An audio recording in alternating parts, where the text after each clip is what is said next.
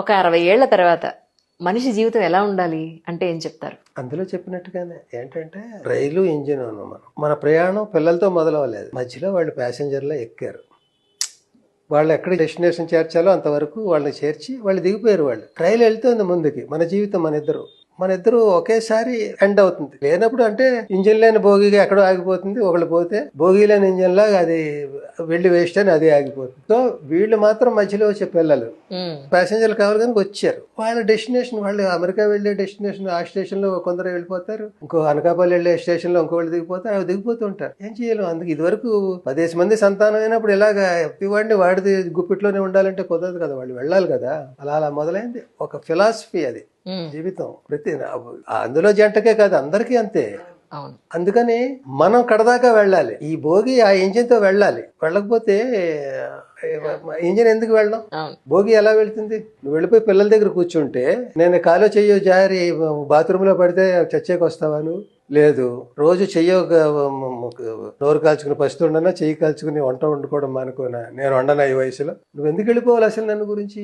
పిల్లల కోసం. పిల్లల దగ్గర జీవితాంతం అంటే నేను వాళ్ళు పొమ్మంటారు, బోరే వాళ్ళకి. అమెరికాలో పైగా నిన్ను చూస్తూ కూర్చుంటారు, వాళ్ళే ఒకళ్ళని వాళ్ళు చూసుకోలేరు. ఏం చాకరీ చేసేస్తావు అక్కడికి వెళ్ళి? వాళ్ళే కానీ ఎక్కడో పడేస్తారు, స్కూల్లోనే అక్కడ పడేస్తారు పిల్లల్ని. మా అమ్మమ్మ వచ్చింది, ఆవిడ చేత ఏమోనే జడాయించుకోవాలి, కూర్చుంటే అంత టైం ఉండదు అక్కడ. భ్రమలో ఉన్నావు నువ్వు. సో ఇక్కడ మొగుడు ఏమైపోతాడు, వీడి జడెవరేస్తారు నువ్వు వెళ్ళిపోతే అక్కడికి. రామ అన్నం ఎలా తింటాడు?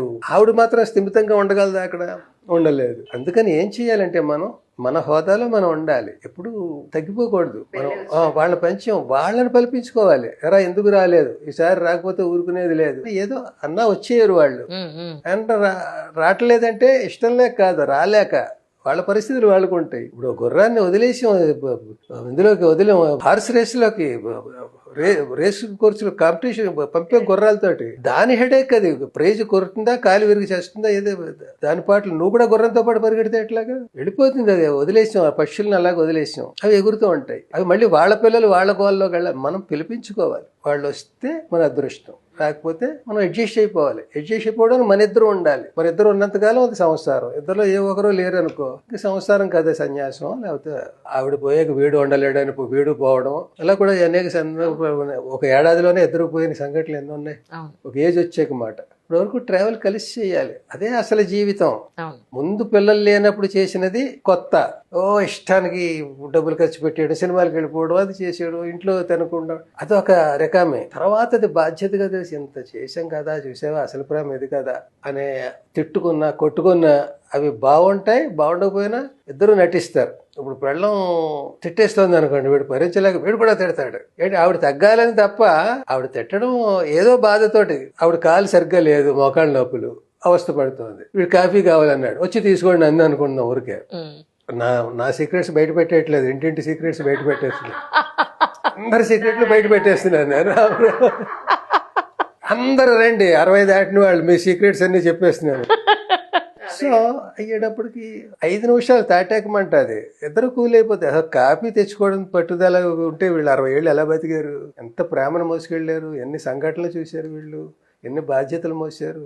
ఇప్పుడు హాయిగా నువ్వు ఇద్దరిలో ఎవరు లేకపోయినా రెండో వాళ్ళు బతకలేరని తెలుసు, రోజు వెళ్ళదని. సో అది అలవాటైపోయింది ఆ ప్రేమ. వాడు ఎవడో అన్నట్టు, పెళ్లి చేసుకుంటే నీకు కష్టాలు 2 నెలలే ఉంటాయి అన్నట్టు, తర్వాత పోతాయాడు, లేదా అలవాటైపోతాయి. సో అలాగా అలవాటైపోయి ఈయన 60 ఏళ్ళు చచ్చినట్టు అలవాటులోనే బతుకుతాం. ఇందులోనే డోలు సన్నాయిలోనే డైలాగ్ ఉంది, భార్య భర్త డోలు సన్నాయి లాంటి వాళ్ళు. రేజుల్లో కానీ సౌండ్లో కానీ ఒకేలా ఉండరు, కానీ ఆ రెండు కలిస్తేనే మంగళవాద్యం. ఇద్దరు కాంట్రాస్ట్ గానే ఉండాలి, ఒకే బాటా చెప్పుల్లో ఉండకూడదు. వాళ్ళు పెళ్లికి ఇద్దరు ప్రేమించేసి పెళ్లి చేసుకుంటారు. వాడు 5 అడుగులు 9 అంగుళాలు ఉన్నాడు, మా అమ్మాయి అంత ఉంది, 5 అడుగులు 10 అంగుళ వాడు కావాలి. ఇన్ని లెక్కలు చూసి తల్లిదండ్రులు చేసినా కూడా పెళ్లి అవగానే ఇది ఇలా అయిపోతుందో, వాడు ఇలా అయిపోతాడు. ఏది ఆ జంట? ఏది ఆ జంట? అలా ఈక్వల్ గా ఉండకపోవడమే జంట. అనీవెన్ గా ఉండడమే జంట. ఆ జయబాద్రిను అమితాబ్ బచ్చన్ కాంబినేషన్ చెప్పండి, హాయిగా ఉన్నారు వాళ్ళు కదా. అదే అసలు జంట అన్న సంసారం అన్న. సో అప్పట్లో పెద్దవాళ్ళు కుదర్చడం, ఈ పెళ్లి తంతు 5 రోజులు ఉండేది. ఈ 5 రోజుల్లో ఎన్ని మంత్రాలు, ఎన్ని కార్యక్రమాలు. చిన్న చిన్న వాళ్ళు ఇంకా ఈ జీవితం అంటే తెలియకుండానే వాళ్ళు మానసికంగా ఒకటైపోతారు భార్యాభర్త. ఏదో ఉదాహరణకు బిందులో నీళ్లు, అందులో ఉంగరాలు పడేసి ఇద్దరు చేయబెట్టి తీయడం, అవును. వాళ్ళు ప్రొవోక్ చేయడం, నువ్వే తీయాలి, నువ్వు తీయాలి, నువ్వేం తక్కువ కదా, తలంబరాలు పోసేటప్పుడు పోయి ఇలా ఎంకరేజ్ చేసేసి, ఓహో వీడు నా వాడు, వీడి గురించి నేను ఏమైనా చేసేయచ్చు అనేది ఒక భరోసా.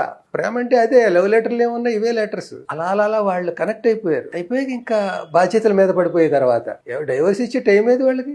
బాధ్యతలను కొట్టుకుని పోతూ ఉన్నప్పుడు వాళ్ళకి ఇంకా వేరే ఏముంది, నేనేమో మా ఉద్యోగం మారాలి, కారు కొనాలి, ఇల్లు కట్టి అని లేవు, హాయిగా ఉండేది. మరి కాలం అంత స్పీడ్గా వెళుతున్నప్పుడు ఇవన్నీ వచ్చేసినప్పుడు ఎవరిని తప్పుపడతాం ఇందులో? ఆడవాళ్ళు చదువుకోవడం తప్పని ఎలా అంటాం?